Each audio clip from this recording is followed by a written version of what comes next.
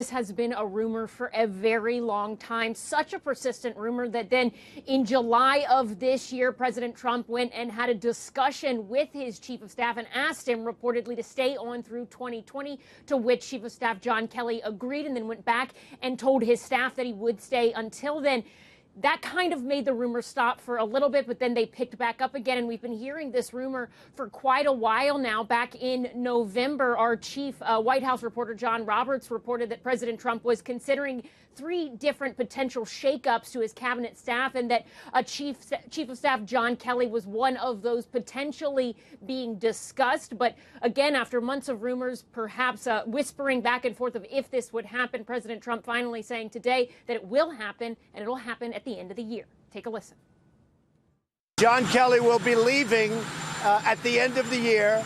We'll be announcing who will be taking John's place. It might be on an interim basis. I'll be announcing that over the next day or two.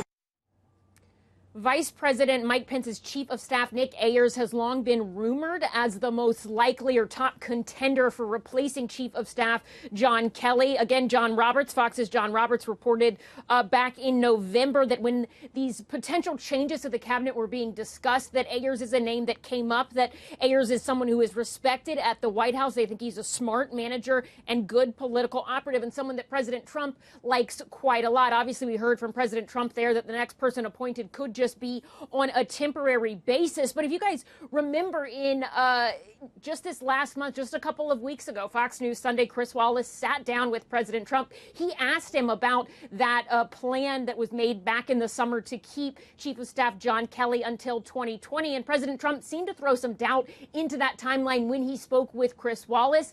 He said that there were some things that Chief of Staff John Kelly does really well that he liked, but there were some things that he didn't necessarily like. Chris Wallace then pressed him again to say, so is 2020 not necessarily set in stone? And President Trump said that we would see. Obviously, fast forward to just a couple weeks in front of that interview, and we now know that Chief of Staff John Kelly will be leaving at the end of this year.